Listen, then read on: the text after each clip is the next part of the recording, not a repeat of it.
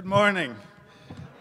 It's great to see you. I'm going to make myself comfortable. Today I have time. Yesterday I was supposed to put a 1-hour presentation into 25 minutes and got Dale all anxious because it took 27 minutes. So, so I will really have the time today to introduce you. I want to say one more time, I feel like, you know, a student who wants to get an A from a teacher, but because I've told Mayor Coleman at least 4 times how impressed I am. So I'll do it one more time, not to get an A, but to really say that I think you are unbelievably lucky to have a leader like him. I mean, he stayed yesterday, not just for a little bit of the time, but for the whole afternoon, from lunch all the way to the evening. And I just haven't met a mayor who does that. I worked very closely with Mayor Menino in Boston for over a decade, doing similar things as you do here. But despite the fact that he was totally committed, he had the mayor's ADD, because he would come, he would give a speech, and he would leave. And so for you to have someone who kind of brings people together is just very amazing. And I think the same holds true for Dale, kind of from the university side, and his whole team, and from the deans, and from, I guess, the football team. So I think this is all kind of very, very hopeful for what has to happen. And I agree that this isn't only about the Twin Cities, although I feel like we often think about the kind of progressive side of things happening kind of on the East Coast and then on the West Coast. But I really believe that what's happening here is more advanced in many ways than what's going on in many other cities, because just bringing in the players the way that you're bringing them together, and then figuring out how to build bridges between schools, after-school programs, summer programs, mental health services, and health services is just really complicated and really challenges us, I think all of us, to think differently.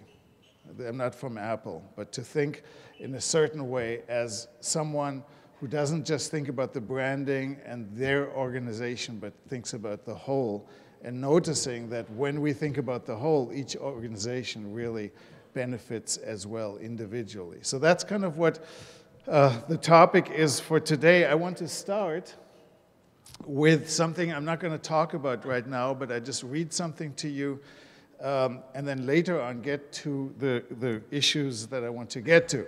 So this is a picture taken by a young person who is in middle school. It's a throwaway camera. It's a program I'll describe.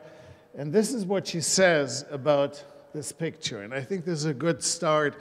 And then I will read you something else that is supposed to actually go a step deeper. She says, many young children have passed on. They become beautiful angels. Honestly, they leave shadows all over the world with like these peaceful doves. Thinking of a shadow over a dove on a sidewalk represents a beautiful soul that was harmed. I'm Maya, I'm 13 years old. I took a picture of Jamal's shadow over a dove, innocent souls dying. I don't like violence, I don't like death. So the reason why I'm reading this to you and showing you this picture of a dove, which represents a place of violence in Boston, whenever there was violence, people in the community paint this dove on the sidewalk, and a young person telling us her experience. And I think this experience is what this is all about. I think she summarized it in the way that no one else can summarize as an adult. And I agree, I didn't feel criticized when you said that my talk and Kim's talk were not as good as the young people's talks, because you were right, because they were just absolutely amazing. And this young person is also absolutely amazing, telling us that she can't stand violence. Why can't people around her stop doing harmful things to other people? Why can't the adults protect her? Why does she have to do in school all the things that lead her away from that basic question? Why can't she be allowed to ask that question? This is actually something we do in the school. So with that, I want to move to a 22-year-old. And I should say, I'm supposed to talk about assessment. And one of the biggest compliments yesterday was someone came up to me from one of the foundations at the end of the day and said, you know what? I thought you're going to be a boring statistician. And I was so relieved that you're actually passionate about what you do. So this is like if you're waiting for the numbers, they're coming, I promise. But the numbers are a way to get to really the things that matter to all of us most. And I think that is the dilemma, and that's what I'm here to, in some ways, convince you that good data collection will get us closer to the experience of young people, not further away. And that evaluation doesn't have to be meaningless and just a thing we do for funders, but can actually be something that can help us manage our programs and help us create a system-wide approach. So this is Freddie, a student of mine, 22 years old, and he writes in an autobiography the following. I've encountered plenty of sharks over the past 25 years. Strong swimmers staking out territorial boundaries, hungry predators with row upon row of razor-sharp teeth, quietly efficient rulers of the sea. Unfortunately, most of them are dead. I'm not exactly sure what caused their extinction. Lack of oxygen, I suppose. Perhaps the water was a bit shallow. Nasty death that way. Poor, poor sharks. So Freddie, had an alcoholic father, a mother who kind of submitted to the alcoholism as many people do in order to keep the relationships going, and a lot of abuse in his history. The father, when he got drunk, beat him. At the age of 5 or 6, he says now, this is a quote again, trust left my life. It just disappeared without a trace.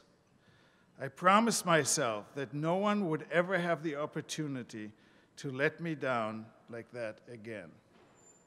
The only one I could ever trust was I, and it's been that way to this day. Now I'm jumping to adolescence.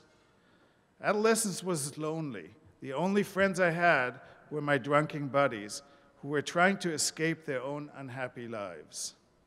Sitting in a graveyard with cans of beers, wondering who would say the wrong thing tonight, get their lights punched out, let us know it was time to go home.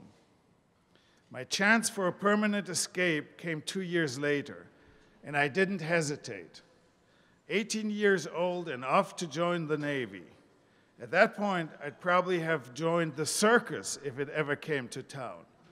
Anyway, the Navy seemed like a good way to see the world, as if it's why I enlisted. No, it wasn't the fancy uniforms or the lure of foreign ports. I signed up to escape my life. It was that simple. I'm going to get back to Freddie at the end, kind of to have a closure. It is a actually happy story in some ways. It is someone who looks into life and sees it, and from the perspective of an adult student, he can see many of the things that happened to him. But I'm just asking us, in some ways, why I chose this piece is a question, which is that suffering necessary? And I think that it isn't. We cannot necessarily change his family condition. But if he would have been in programs like the ones you run, if he would have had the young adult experience or the adolescent experience, not just having to wait for college for that really important teacher. I would like to see that study, because I don't actually, much as I think you should find your son the professor, and much as I have my own experience that I had mentors that in college and really also in graduate school, that without them the world wouldn't have been as open to me as it became. But I think teachers at a much younger age have similar experiences with young people and can actually have the same effect. So I'm not convinced yet. I would like to see that study, that we have to wait till college, and in college we have this kind of incredible experience, because I think it happens at many times in the life cycle before and after. But the point is that this young person didn't need to be in the graveyard waiting for a fight to happen to know it's time to go. He didn't need to leave, for trust to leave forever at 5. He could have had experiences that would have made all the difference. And the fact that he didn't end up in prison, but in the Army or the Navy, is huge. I mean, it shows the resiliency of this young person.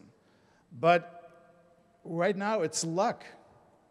In many cases, it's luck that he ended up there and not on the criminal side of things. And I think we need to kind of do everything we can much earlier than we do to avoid this kind of career. Okay, with that, I want to get to the socio-emotional side of things, which of course I was already, but I want to describe it in greater detail. So your superintendent of schools in Minneapolis was our superintendent of schools in Boston, Carol Johnson. She left you, she left us, so we're there also at the same place. She retired last year, but this is what she said, and I think she had the same impact also here, where she believed in the same things, which is teachers report feeling ill-equipped to respond both to the academic needs of students and to students whose life experiences have damaged their spirit and sense of purpose and resiliency. See, this is where we are. When we take a Freddie, or we take that girl that takes a picture of violence, we are talking about education, and we're talking about teachers having to live with those experiences and figure out what to do. And they are ill-equipped. We're all ill-equipped, really, also after-school programs and others. So what do we do? How do we actually bring the socio-emotional thinking to teachers and to the educational process? Okay, that's what I'm going to talk about. So I have a big problem with figuring out what we should call all this.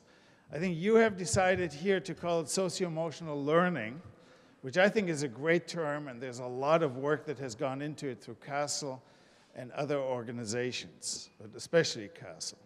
And also Kim's work, who's really a leader in the socio-emotional learning domain. So I don't want to knock that term, but I just want to bring to the attention that we're putting a lot under that umbrella. Because what we're really saying is, so some people call it the non-cognitive skills. Heckman.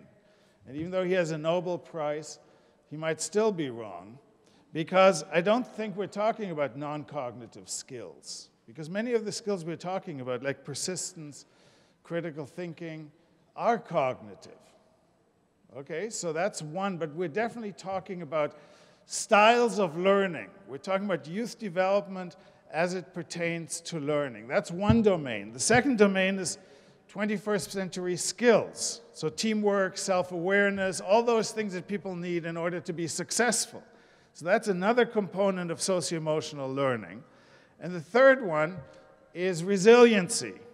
Again, I think that the terms we use are not correct. So non-cognitive skills is not a good term. Soft skills is not the right term, because if they're really the skills that you need to be successful in addition to academic learning, we can't call them soft. They're pretty hard.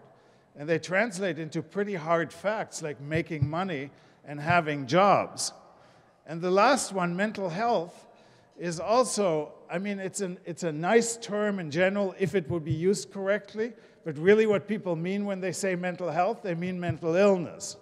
And that's not quite what we have in mind. That's why I think resiliency is a better term. The idea of adversity, the idea that we can address adversity, and that sometimes normatively, not just for the poor people who have mental illness, but for all of us, we go through life with symptoms and problems. And certain points of life are going to be connected to mental health problems. And all of the youth, especially when they have a lot of adversity, will show a reaction. They will have certain sadnesses and anxieties, and that's just what we need to think about. That's just part of life. So what, oh, thank you, thank you. But it's very important because we had this big line between normal on the left side, and that's like 90% of the people, and then 10% who have mental health problems. And that's not a good model. I think diversity should also be used for the diversity in adaptation, for the diversity of how we deal with things. The new you can get me started, and I won't do this because Dale, I'll get this card that shows, I have 2 minutes left.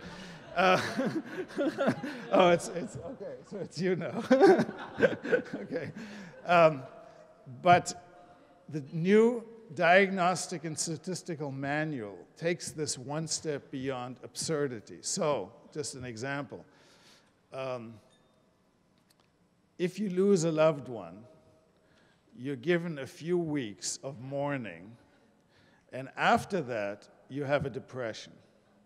Now, it's true, the difference between anyone who has gone through a severe loss knows that when you're kind of adapting to that, dealing with that, you can't distinguish depression from mourning. It feels lousy and it feels like depression. You wake up in the morning, you don't have hunger, everything is off.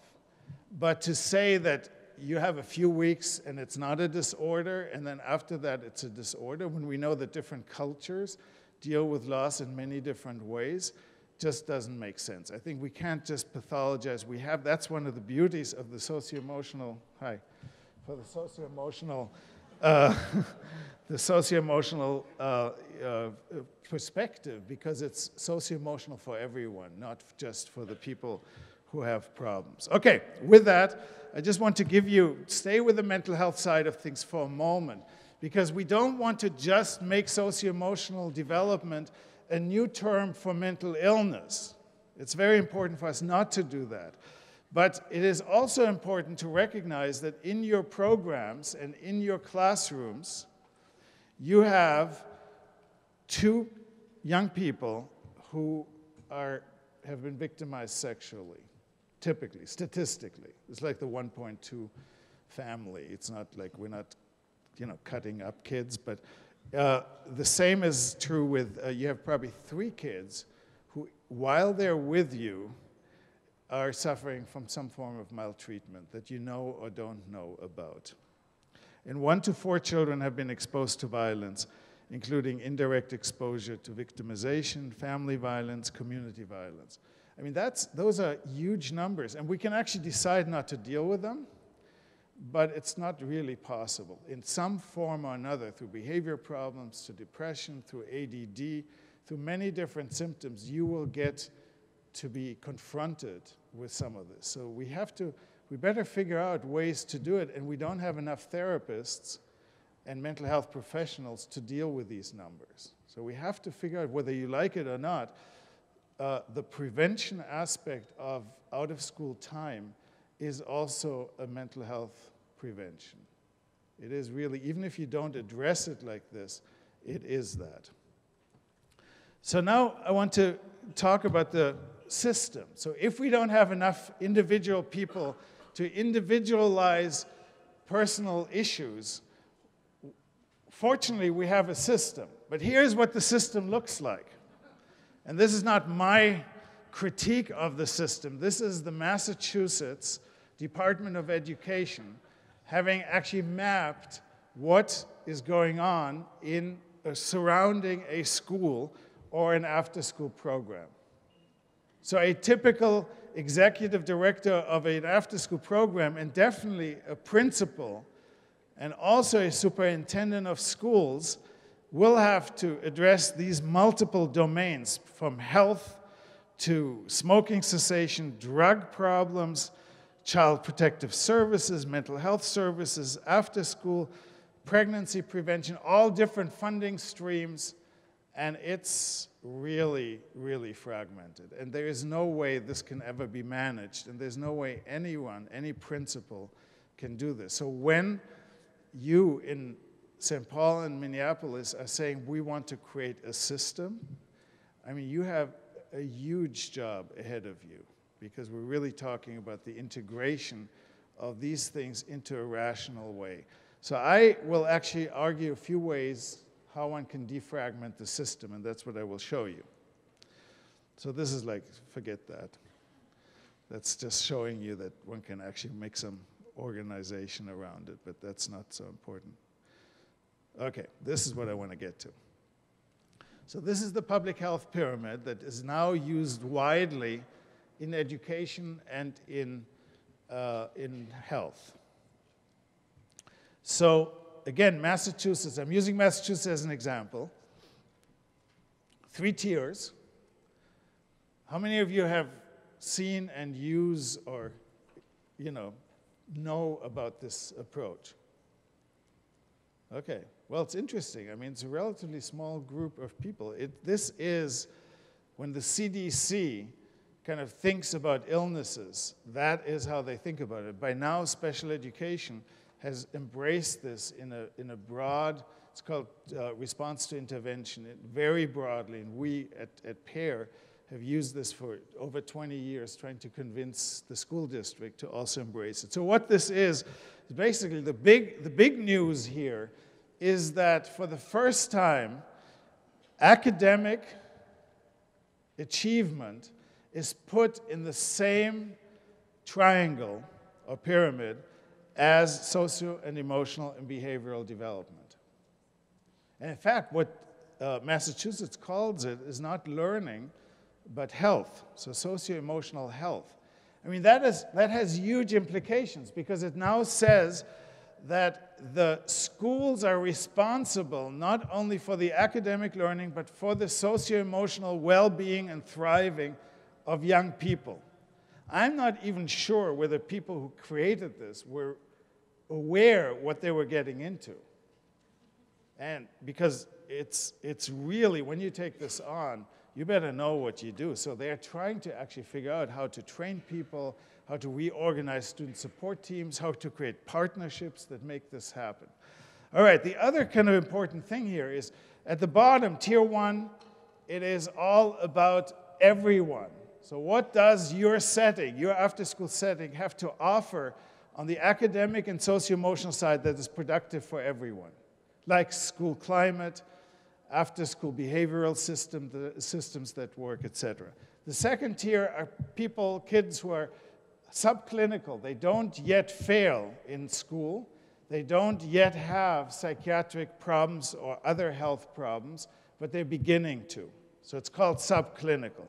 And the top is the clinical level. These are the kids that really have serious school failure and serious psychological problems. And it doesn't have to be step by step. What you see here in the numbers, which is why I want to show you this and why I want to also gear up towards the assessments, is that only about 50 to 60% of young people today can be kind of seen as being with a relatively adapted, non-symptomatic, non-academic failure kind of trajectory, which means that 35% are beginning to show problems and 15% have very serious problems.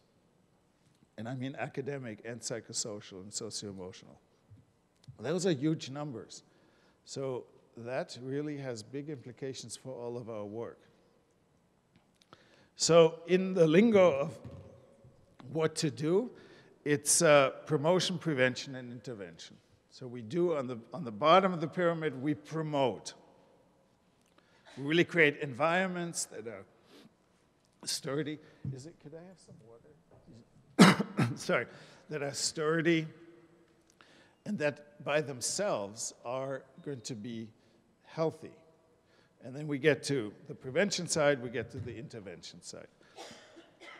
So here are the kind of things we do: climate and norms, behavior systems on the promotion side.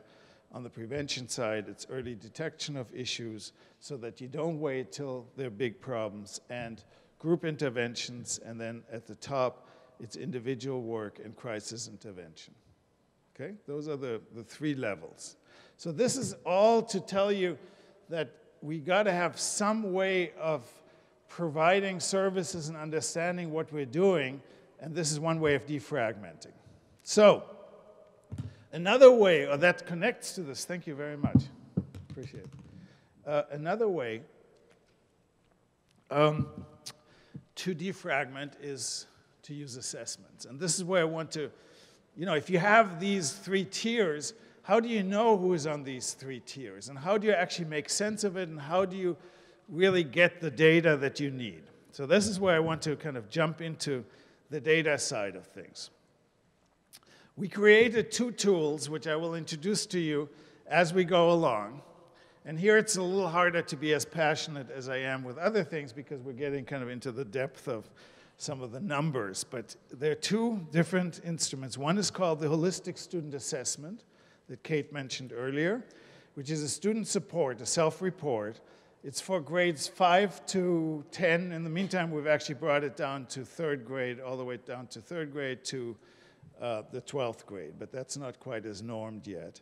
It used to consist of 85 questions. Just last week, we brought them down actually to 40 questions. So this can be done in about 15 minutes.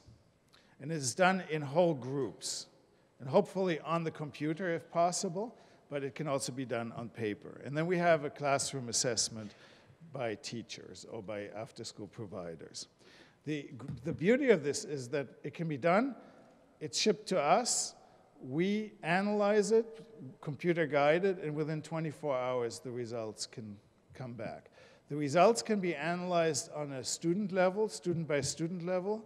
They can be analyzed by classroom. They can be analyzed by the after-school program or the summer program, or it can be by the whole school or by the whole district. Okay, now I'm going to show you an example, what this looks like. And what's great about this is that it doesn't take a long time to explain to people how to use it.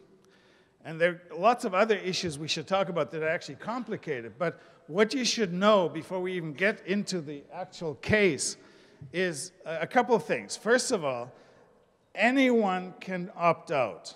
This is not something kids have to do. And what we find is when we give them the freedom to do it or not to do it, like 99% of the kids do it. The same is with the parents. The parents push back a little more because they're tired, the famous assessment fatigue. So if this is just introduced as another assessment, another test, you get a little more pushback. You still get 90% of the kids, only about 10% of the parents who don't want it. But if you explain that this is a way to get to know your child, and for your child to have a voice in what is going to happen with him or her over the course of the year, and we want to know in September, not in December or February, what the issues are. This is a screen, and this is not a mental health screen to find disorders, but this is about really finding assets and strengths so we can actually get your child to the place where your child can actually thrive. You have most parents saying they want to do this. Okay, so here is a girl, a young woman, 7th grade, and we have 3 domains. And remember back to the soft skills and the non-cogs and all that. One of the things that is so important about assessment, that's actually more important than the results of the assessment, is that it forces you to say what you really mean by socio-emotional development. So I didn't say what words I like better. I prefer the word socio-emotional development rather than socio-emotional learning, because I think it is more than learning. It's learning, but it's also kind of the whole developmental process that we're talking about. But that's kind of semantics. But around the socio-emotional development, there's so many things you can bring together. What are the success skills? So we had to actually really decide these are the things we believe are the most important things. And we didn't just do this by sitting around a table and saying, hey, what do we like? It wasn't just a beauty contest. It was really going into the data and finding out what really seems to be the best predictor for future success. So what we found, or what we agreed to, was one box that is around kind of strategies of learning. That's the top left. Another one is around the concept of relationships. So from the kid's perspective, the quality of relationships with peers, the quality of relationships with adults. And then finally, on the bottom, the issue of thriving resiliencies. So we had a number of different components to that.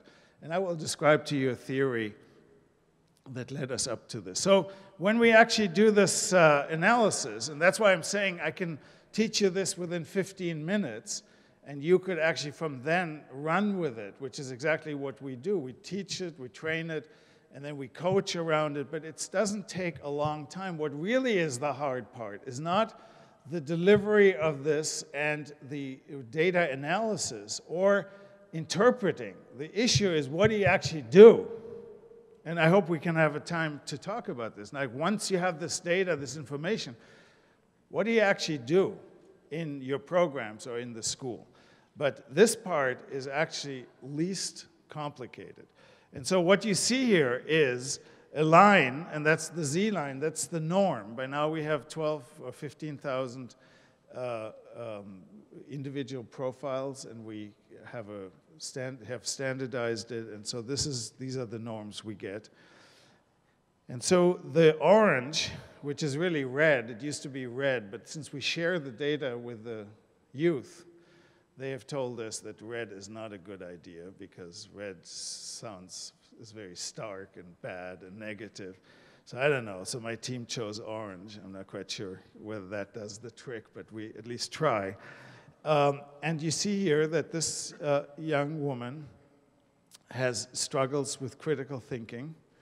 The dots, when they're below the line, if they're blue or above the line, that's not statistically significant. So you can't say that she's much lower because you don't know. It's not a standard deviation above or below. She has very high academic motivation. Her relationships are positive and productive from her perspective, both peers and adults. And when you get to the resiliencies, she has very low emotion control, but high assertiveness, high action orientation, and what's very positive, also high optimism. And this is actually one of the scales, the optimism scale, that Kim in her approach and we share. So this is often a good predictor of depression, actually, when kids are low in optimism, so that you use that as a screen. So that gives you a sense of a kid. Now, I want to go to a developmental perspective to give you a sense of where we are, because I think you've gotten enough of the ideas about assessment. We'll get back to assessment, but first I want to describe to you a kind of youth development approach that I think is important when you do assessment to get to the next level of understanding what it's about. So the developmental model is based on the question of, so what are we thinking is the essence of what young people need in order to thrive? That's the resiliency question, right? That's the question we have to answer, and we have lots of different models and lots of different examples. I tried to develop something that's very simple, that can be used as a translation for after-school programs for schools for mental health professionals. So what we came up with when we looked at factor analyses, looked at lots of studies, were 4 domains. And those 4 domains, I mean, you can make them into 7. I don't care. I just wanted to have the least amount. You know, I'd kind of gotten my academic ranking, so I was like secure and safe, so I could now actually start making things less complicated. Because in order to get promoted, you need to have, it all has to be very complicated. So this is like a way to say, okay, let's really get to not to the 25 different domains of development, let's just see what can we work with. So we came up with active engagement, body, physical, I'll show you that, body, impulse, hands-on. Kids tell us that they need to feel in their bodies. This is also nutrition, this is exercise. That's what many of them want. They often want, and that's really powerful and important, power, voice, choice, and leadership. This is really important to them. They want to feel a sense of efficacy. Lots of theories call it also autonomy. Whatever you want to call it, that is the kind of cluster or family of things kids really need and want. The third one won't surprise you and doesn't need a lot of explanation, is a sense of belonging. Lots of studies show us how important that is. And we hear it over and over and over again, the power of relationships for resiliency. And the final one is what we call reflection, which is a form of meaning, self-awareness, insight. So actually, we started out with adolescence, but when you take it the next step, we realized that this is actually positive mental health. So this is where we get away from a pathology point of view and really have to say, what do we define as a mentally healthy person? And our sense now, for Freud it was very simple, it was love and work. If you love well, you work well, you're healthy. Sure. But I think the world has become a little more differentiated, and I don't think love and work do it just by themselves.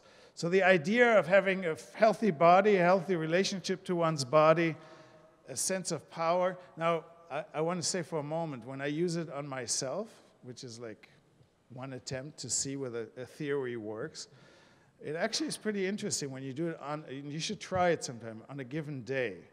So when I ask myself, did I today feel my body? Did I even notice that I was breathing? And unfortunately, the answer many of the days is it was so busy, I didn't even know I had a body. I was just kind of living somewhere else. And then it's really the case. And second one, like power, I asked myself, did I make a decision today? One good decision, or did I actually spend all my time spinning and obsessing and not really moving something forward?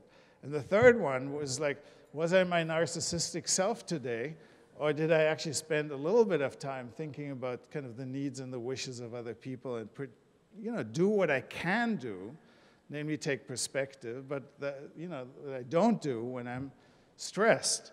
And the final thing is the reflection. I translate that into, did I learn anything today?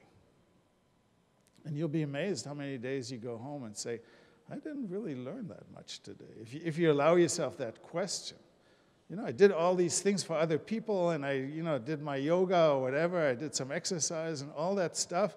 I was a good human being, but I don't feel like I'm learning. And if that becomes chronic, any one of these issues, and they become shriveled, we call this the clover model, so the clover leaves become shriveled, there's a problem.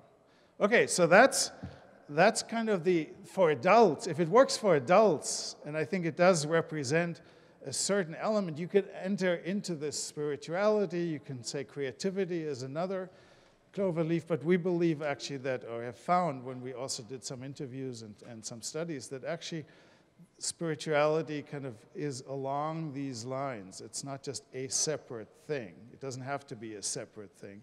And also creativity. You can have creativity in all of these, and the balance is very important. Okay, now I just want to get to the next thing. By the way, how am I doing with time?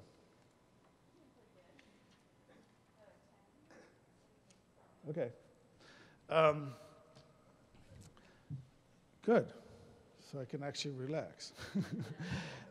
So I think when we talk about socioemotional learning, we don't always talk enough about development. We have to, it's in there, and it started from a developmental point of view, but I think we have to make development at the center, because I think our whole enterprise is human development. And so when I started to apply this to development, I saw that actually these clover leaves, the way they're organized is in some ways by age or by stage. So and when you look at stage theories, Erickson and others, you often have the stage by stage. So it starts with a very physical side. You look at like young kids, and you see how these young kids really touch everything and experience everything. And that's why in their memory, Proust wrote 1,000 pages just on like his memory of a young child, of wind, or of the smell of a cherry tree. I mean, that's like this idea of this, how wonderful. We can never get back to that quite, to that kind of magical moment in life. And that's kind of that early developmental period. The next one is middle childhood, which is really a time of competition, of competency, of industry. And then in young adolescence, it becomes really the groupie self. I often call it the we-go rather than the ego. So it's like, am I liked? Am I accepted? Am I in? Do I wear the right clothes? And all the kind of pain that comes in these vulnerable middle school years when you don't quite fit in and when you're not accepted by the popular group. And then it gets more into the middle adolescence, really all the way to college, around the reflective side. My identity, who am I, what am I about? So this is like a developmental point of view. But what I have found is that it is not a good idea to put this into stages. Because we never quite, I mean, this, oh, wait, I just want to show you this for a second, and then I'll show you a little video. Because really, those four elements are there from the beginning till the end. They're not stages, but they are.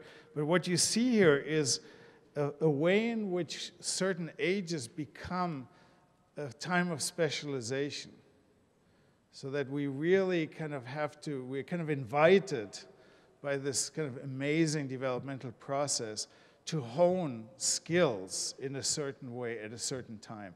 And I think this is very important for the skills, socio-emotional skills, to really understand what that kind of, when is that window of opportunity opening up? Because when that opens up, that's what we should focus on. So for the middle child, the 10-year-old, we should definitely build on that person's hunger for being competent at something and really addressing what it means to not be successful. I have a son who has dyslexia, and those years were so hard, despite everything we did in terms of tutoring and support and so on, the kind of sense of all these other kids can do it so easily, and I'm just kind of stupid. And no, he wasn't stupid, and now he's like an amazing artist, and but the kind of a core vulnerability is still there that could have been and needs to be addressed. It can't be totally solved, but it needs to be addressed through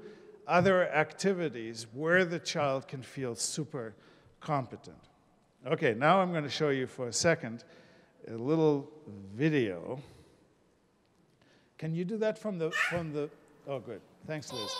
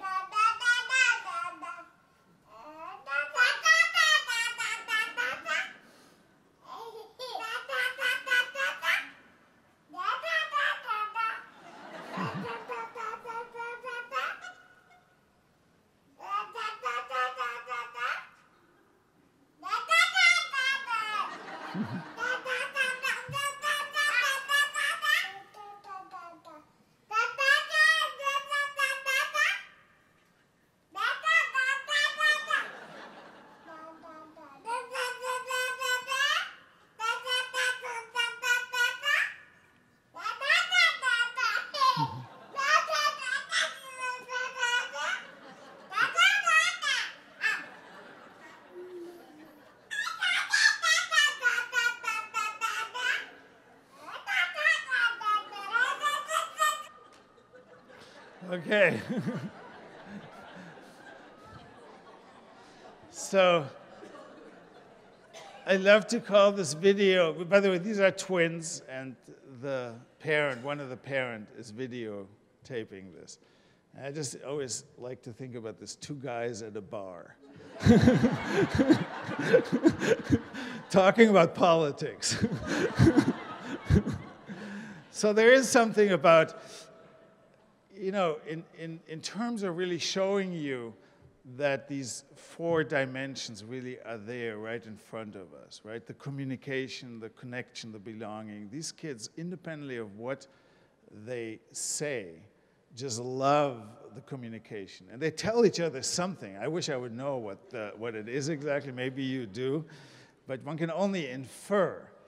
But they're trying to really convince each other. So there's a lot of will and empowerment also. I'm going to tell you what I have to say, independently of whether you understand what I want to say. I mean, that's a whole second thing, you know. And then the component of the physical, it's all about being in space and time, like trying to.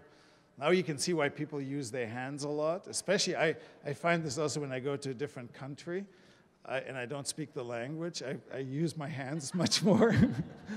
So it's I think, a way of physically trying to say, or if I don't feel understood, I kind of like yell into the phone even more, kind of like as if somehow that would make a difference. So, and then finally, there's definitely a lot of meaning making, even at that young age, right? There's definitely a sense of they're really trying to make meaning of something, but they're really frustrated in some ways that they can't fully communicate this. So that's I think, what I wanted to show you there. So now I want to bring it back to the assessment, because here's our dilemma. We have these really powerful theories that we need in order to understand what we do. But assessment's always going to be more superficial, but can we make it so it's meaningful? And so I want to show you one more, forget that. I want to show you one more example. So maybe we can do this together. I mean, I don't know whether anyone is not too shy. I mean, what do you see here? This is a 7th grade boy or young man. So you go down, and this is like the pre-orange. So this is still when it was red.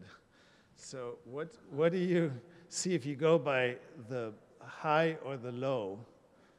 What do you see? So what's a low? What are 2 standard deviations below the norm, the red points? And I should tell you that on the right here, I inserted something we don't use all the time, which is a symptom checklist that is developed by Goodman. It's called Strengths and Difficulties by Robert Goodman. So you have here also something, but let's ignore that for now. Let's just stay with the resiliency components. Well, okay, yeah, depressed? Right. I mean, so, low trust, low empathy, low learning interests, lower relationship, but remember, this is not yet at the red level, so you can still interpret it, and it is lower than the norm, but it's not kind of like super. You can't really go too far with that. Yes, so the important thing here is that when you just use the symptom checklist, you get very fast just into the realm of what's wrong. And what we want to get to is, yes, we want to see where the lows are, but simultaneously we see where the highs are. So what we see here is the physical, the body, living in the body is very important to this young man, and he seems to be thriving on it. He's also thriving on emotion control, so he's actually quite controlled, but there's a problem around trust and empathy and learning interest. So what do you do? First of all, you want to know this in the beginning of the school year. Because one of the things that you actually find is when you use a screen, you get the information early on, and you can actually start, based on that information, to do something in September. And what typically happens is problems arise, nothing happens in the first month and the second month. By Thanksgiving, the teacher is saying we should do something, we should look into this. There's testing requested. The testing happens in January because it takes about a month to 6 weeks for the testing to occur. Then the testing has to be interpreted. The student support team has to come together. So really, in March or April, you get the results back. And that's when the school year is practically over. And what you usually get back is a more in-depth description of what the kids told you on the screen in the first place.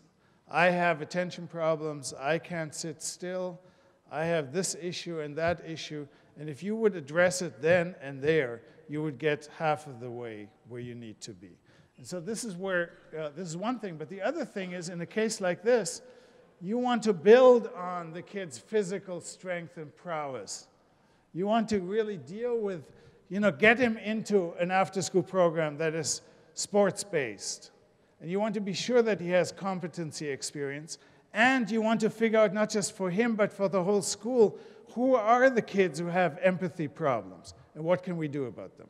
So now I want to go very briefly to how you can use this for your whole team. So this is like taking all the kids, and this is middle school, all the kids in the school, and you can kind of see how are our boys doing and how are our girls doing. And what you see is the very typical response, which is boys are a little lower in empathy. They're the ones with the round with the dots. And the squares are the girls. And you see reflection, optimism, trust. No, trust is the same, but empathy are higher for girls. So now I want to go from there. So you have, again, norms for your whole program or for your whole class. And now you go to the next one. And now we have a specific school where the teachers have told us there's really something that's different for our girls. What is this? So we actually gave them all the HSA. And what you see here is something that's very different and very atypical. Namely, the boys from grade 6 to 8 are doing much better on various of these skills, almost all of them. And then look at the girls in relationship to peer relations and relationship to adults. They are much lower. In this case, I didn't want to make it too complicated with the dots, the color, and so on, but this is definitely, with the peers, a kind of red or orange dot. So here again, what you can do is rather than just individualize this, you can actually go for the whole group, for your whole team, and say, what are we going to do? It seems to be that the girls are telling us they have certain issues and problems. How are we going to address them collectively? And maybe I can do this last part I will do, because there are two more slides on, on how you can use this data retrospectively, where you can ask the kids, how did you change on these dimensions? And what we find are very interesting results that I can tell you later. I did talk to you about both a kind of child and an adult version. So what I want to show you and end with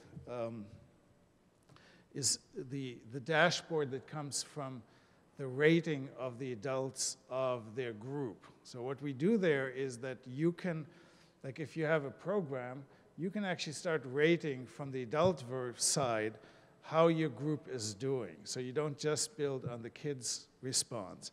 And so this is the profile where you can see, this is a shorter profile. Again, I can show it to you later in greater depth. But what this really means is that you get a sense on the right top, like where is my group? And in this case, active engagement, belonging are normed, are kind of very much like the norm. This group is very high on reflection. This is like fifth grade, a fifth grade classroom. But they're very low on assertiveness. So these kids need to have leadership experiences. They need to have voice.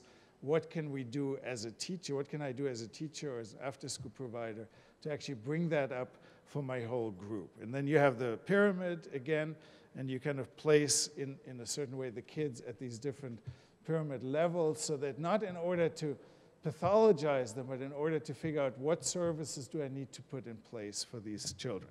So with that, I promised I would go back to Freddie. So I just want to end with, I just have to bring it up.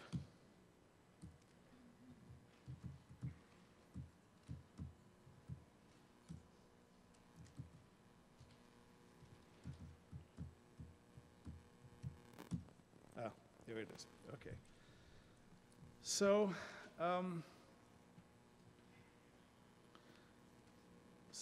what happened to Freddie and how does it relate to kind of the topic here? So let me just read you a couple of paragraphs. And the thing I'd never figured on was the fact that my life wasn't as disposable as I had wished it would be. All those feelings of anger and hatred that grew out of my childhood and adolescence were right there with me on that ship in the middle of the ocean. The madness that filled the house in which I was raised still haunted me. My escape was a failure, just another failure in a long line of failures. I thought back on the disappointments in my life. When would it ever end? Could I ever find happiness? Would I even recognize it when it happened, if it happened? I'm not sure that any answer comes to me at this time or since. I'm not sure that answers are the answers. What did change was my perception of my problems. I took ownership for the anger, the pain, the sadness, and the disappointment. Where they came from wasn't nearly as important to me as the fact that they were there. I had to stop running from the past and start living in the here and now. I'm still chipping away at the ice surrounding my heart, trying to love myself and those I meet. It's not easy, but I never expected it would be. Sometimes I rely too much on the anger of the past to fuel my present goals, and I can still get caught up in reacting rather than acting. But most of the time, I feel pretty comfortable with who I am. Trust remains a major issue for me. At least I can say that I'm aware of the deficit and that I'm working on it. I suppose the process of growing up never really ends, does it? And as for the sharks, well, I'm willing to give them a chance. That is, I think I'm ready to leave the false security of the shores of isolation and venture into the life-giving waters in which the sharks swim and breathe and love, and hopefully survive. So with that, I just want to really take that whole step from these little boys kind of talking to each other, and really when you allow them to thrive, how beautiful they will be in adolescence and adulthood, and what it is to damage a child, and how much one can continuously work on that, though, and to have the reflection leaf be kind of the guider of making sense through one's biography to really make this happen. But my hope is that in our joint work, that what we're really about is to prevent as much as we can those lives where this person has to live for 10, 15 years through hell in order to get to a place of insight, and where we can actually create from the beginning the foundation for a healthy life. And finally, assessments, if they help us really find those children we need to help and help us guide the kind of thriving and the way that we can support their socio-emotional well-being so that they can remain trusting individuals and cooperative and in relationships, then it's all worth it. And in that spirit, I kind of offer the assessments to you. Thank you.